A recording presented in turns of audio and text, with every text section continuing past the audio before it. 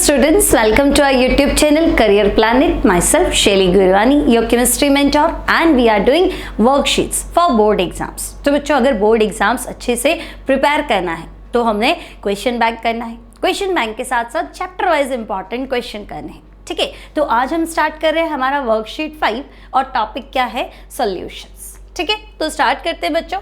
Starting में हमारे पास simple question ही है. So question number 1, 4 gram of NaOH is dissolved in 500 gram of water. The concentration of solution will be 8 gram per liter, 0.2 normal, 0.2 small m मतलब मोल पर kg और 0.2 capital M मोल पर litre.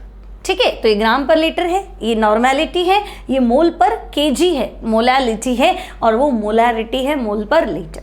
ठीक है, अब अगर तुम्हें क्वेश्चन आता है, फॉर्मूला याद है, तो फटाफट वीडियो पॉज करके अपने आप करना.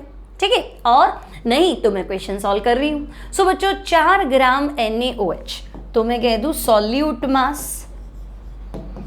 सॉल्यूट मास कितना है, तो हम कहेंगे ये है 4 ग्राम.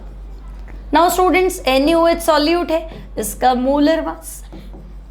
अब देखो, Na का मोलर मास, एटॉमिक मास होता है 23, ऑक्सीजन का 16, हाइड्रोजन का 1, टोटल कितना हो गया, so it will be 40. Now students, 500 gram solvent है, तो मास ऑफ सॉल्वेंट, तो मास ऑफ सॉल्वेंट कितना है, सो this is 500 grams. Okay, the concentration of solution will be, तो आपको सॉल्यूशन का कंसंट्रेशन बताना है. अब देखो, वेट बाय वेट है ना, तो वेट बाय वेट अगर हमारे पास है तो हम क्या करेंगे, मोलालिटी निकालें. नॉर्मेलिटी और मोलारिटी और ग्राम पर लीटर तो पॉसिबल ही नहीं, क्योंकि वॉल्यूम हमारे पास नहीं है. ठीक है, तो एक बार हम मोलालिटी निकाल के चेक कर लेते हैं. तो बच्चों, मोलालिटी का फॉर्मूला होता है solute mass upon solute molar mass into 1 upon mass of solvent in KG, है ना. मोलालिटी 1 किलो में कितने मोल्स है. अब मान लो सॉल्वेंट ग्राम्स में है, तो 1000 से डिवाइड कर दो, तो 1000 ऊपर लिख देती हूँ, तो ये हो जाएगा आपका मोलालिटी का formula. Now students, molality equals to solute mass, कितना NaOH है, 4 ग्राम, मोलर मास तो हम कहेंगे 40 into 1000 and mass of solvent, तो कितना ग्राम है वाटर आपके पास, 500 ग्राम, सो 500. ठीक है, नाउ स्टूडेंट्स, 500 और 1000 2 टाइम्स में कैंसिल हो जाएगा, 4 और 40 10 हो जाएगा, तो m इक्वल्स टू 2/10 यानी कि 0 मोल पर kg. सो करेक्ट आंसर आपका हो जाएगा ऑप्शन सी. आई होप आपने सही किया होगा. ठीक है, तो चलो आगे बढ़ते हैं. Now which liquid pair represents positive deviation from Raoul's law. तो बच्चों, पॉजिटिव डेविएशन मतलब अगर मैं 2 लिक्विड को मिलाऊं तो लिक्विड लिक्विड में इंटरेक्शन जो है, या अगर मैं तुम्हें कहूँ 2 लिक्विड को मिलाऊं तो उनके मॉलिक्यूल्स में इंटरेक्शन या मॉलिक्यूल्स एक दूसरे से कम दूर हो जाने चाहिए, तभी तो पॉजिटिव डेविएशन होगा. दोनों मिक्स हो जाएंगे, बॉन्ड बना लेंगे, पास पास आ जाएंगे तो पकड़ लेंगे एक दूसरे को, फिर तो बॉयल ही नहीं होंगे, है ना. तो पॉजिटिव डेविएशन मतलब वेपर प्रेशर बढ़ जाता है, यानी फटाफट वेपर बनाते हैं. तो जल्दी जल्दी वेपर कब बनाएंगे, जल्दी जल्दी अलग हो जाएंगे. तो देखो, अगर मैं कभी भी कोई भी एसिड को वाटर में डालूंगी तो बच्चों, एसिड तो पानी में जाके आयोनाइज्ड होगा, H+ आयन देगा, तो फिर उनमें क्या होगा, इंटरेक्शन हो जाएगा. भाई डाइपोल डाइपोल इंटरेक्शन हो सकता है, तो ये तो उल्टा एसोसिएशन बढ़ जाएगा, है ना. एसिड जाके पानी में डिसोसिएट हो जाएगा. तो एसिड वाटर हमेशा नेगेटिव डेविएशन में आता है.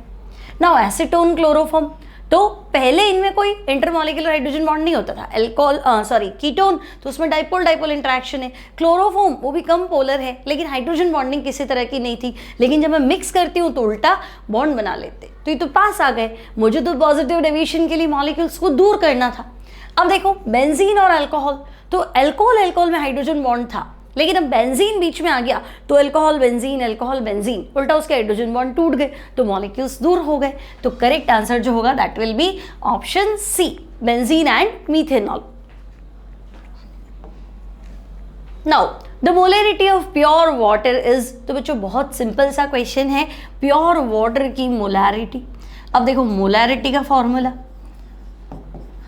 तो मैं कहूंगी भाई, मोलरिटी होता है solute mass upon solute molar mass into 1000 upon volume of solution, ठीक है, और उसका वॉल्यूम किस में होना चाहिए, मिलीलीटर। अब बच्चों मैंने मान लिया लेट 1000 ml वाटर, तो बच्चों 1000 ml वाटर है तो फिर 1000 ग्राम्स ही तो हुआ। क्यों? क्योंकि वाटर की डेंसिटी क्या होती है, अप्रॉक्सीमेटली 1 ग्राम पर ml। एग्जैक्ट देखोगे तो 0.997 है ना, तो भाई 1000 ml 1000 ग्राम और एग्जैक्ट 997 ग्राम्स, ठीक है, तो हम बराबर मान लेते हैं 1 ग्राम पर ml।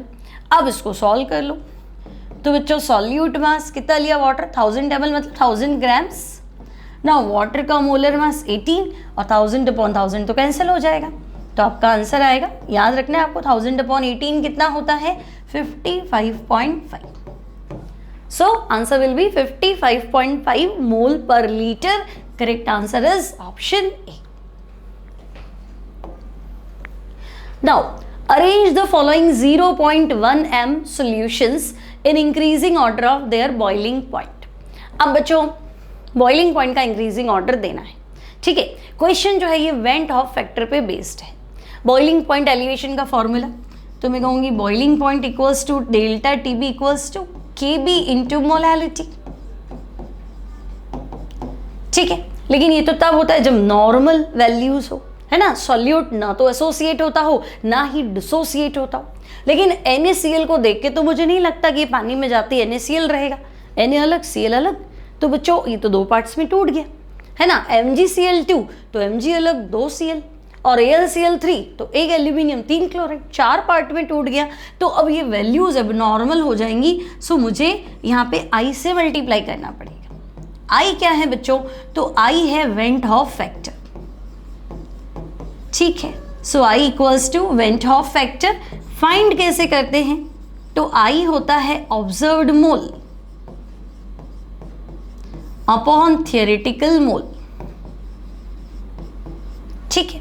अब तुम देखो कि भाई तीनों के लिए चारों के लिए निकाल लेते हैं। NaCl के लिए I बताओ, तो मुझे लग रहा है NaCl का I तो 2 होना चाहिए, एक सोडियम एक क्लोराइड। MgCl2 के लिए I बताओ, तो बच्चों MgCl2 का I तो एक Mg 2 क्लोराइड, ये 3 में टूट जाएगा। और यूरिया के लिए I बताओ, तो बच्चों यूरिया पानी में जाएगा तो यूरिया ही रहेगा, कोई आयोनाइज तो होने से रहा, नो एसोसिएशन नो डिसोसिएशन, तो मैं कहूंगी इसका वेंट ऑफ फैक्टर 1।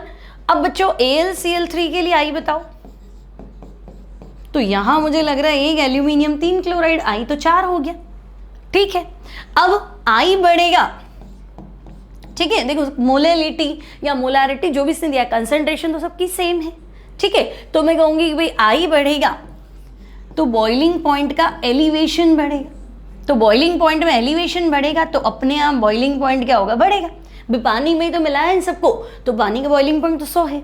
अब NaCl मिलाऊंगी तो थोड़ा बढ़ जाएगा, MgCl मिलाऊंगी तो भी बढ़ जाएगा, यूरिया से भी बढ़ेगा, AlCl3 से भी बढ़ेगा, बट सबसे ज्यादा एलिवेशन किस में आएगा, तो मैं कहूंगी जिसका I ज्यादा होगा, है ना। तो एलिवेशन ज्यादा आएगा तो बॉइलिंग पॉइंट सॉल्यूशन का बढ़ जाएगा। तो सबसे ज्यादा आंसर तो होना चाहिए AlCl3 यानी 4th, तो मुझे 3 बार आंसर मिल गया।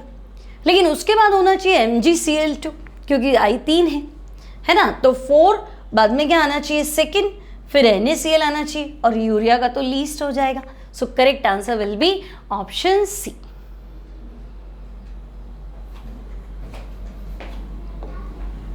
Now this is the property of an ideal solution. तो आइडियल सॉल्यूशन की प्रॉपर्टी बताएं, इट ओबेज राउल्स लॉ, तो हम कहेंगे बिल्कुल आइडियल सॉल्यूशन राउल्स लॉ को फॉलो करेगा। डेल्टा H मिक्सिंग 0 सही है, डेल्टा V मिक्सिंग ये भी 0। भाई आइडियल मतलब कि अगर मैंने 2 लिक्विड को मिलाया तो न तो लिक्विड मॉलिक्यूल पास में आने चाहिए ना ही दूर जाने चाहिए, है ना, तो वॉल्यूम चेंज होगा ही नहीं। अब न पास में आए मतलब बॉन्ड नहीं बनाया, ना दूर गए मतलब बॉन्ड नहीं टूटा, तो न तो रिएक्शन के दौरान हीट निकलेगी ना ही रिएक्शन के दौरान हीट एब्सॉर्ब होगी। और जो राउल्स लॉ को फॉलो करता है वही तो आइडियल सॉल्यूशन होता है। तो मैं कहूंगी भाई ये सारे फैक्टर मुझे सही लग रहे हैं आइडियल सॉल्यूशन के लिए, तो correct answer will be option D. Clear? Now when composition of solute and solvent is same, in each part of the solution. That is, the distribution of each component is same in complete solution. Then it is called. तो बच्चों अगर किसी solution में solute का composition बिल्कुल same हो, है ना, तो कंपोजिशन सेम है, डिस्ट्रीब्यूशन अगर जो है वो बिल्कुल बराबर है, तो इस तरह का सॉल्यूशन क्या होता है, तो वो होता है होमोजीनियस सॉल्यूशन. ठीक है, तो यहाँ हमारा आंसर हो जाएगा, it will be homogeneous solution. ठीक है. Now the number of parts by weight of solute which is present in 100 parts by 100 gram weight of solution is called dash of solution. तो बच्चों सॉल्यूट का वो part wait से मान लो जो कि 100 ग्राम सॉल्यूशन में है, उसे क्या कहते हैं, तो भी mass of solute upon mass of solution into 100. तो ये तो मास परसेंट या वेट परसेंट का फॉर्मूला है. तो यहाँ आपको क्या लिखना चाहिए, तो यहाँ आप लिख सकते हैं वेट परसेंट. ठीक है, या फिर यहां आप लिख सकते हैं मास परसेंट. दोनों ही बातें करेक्ट है. Now when the amount of solute is very small then the concentration is expressed in. तो बच्चों अगर सॉल्यूट बहुत ज्यादा डाइल्यूट हो, है ना, सॉल्यूट का अमाउंट बहुत कम हो, तो कंसंट्रेशन, जैसे मैं तुम्हें कहूँ कहना सी वाटर में सॉल्ट कितना है, तो बच्चों सी वाटर में सॉल्ट, तो सी वाटर तो बहुत ज़्यादा है, सॉल्ट तो बहुत कम हुआ. तो अगर बहुत कम कंसंट्रेशन हो तो इसे हम मेज़र करते हैं ppm. अब ppm क्या होता है बच्चों, तो ppm इज पार्ट्स पर मिलियन. ठीक है, ppb भी लिख दिया तो चलेगा, गलत नहीं है. Now dash of a component in a mixture is ratio of moles of that component in mixture and total number of moles of all components of the mixture. तो एक कंपोनेंट के मोल अपॉन सारे component के मोल, तो ये तो mole fraction होता है ना. तो हम कहेंगे तो मोल फ्रैक्शन का डेफिनेशन ही पूछ लिया direct. So this is mole fraction. ठीक है, तो मोल फ्रैक्शन हो गया.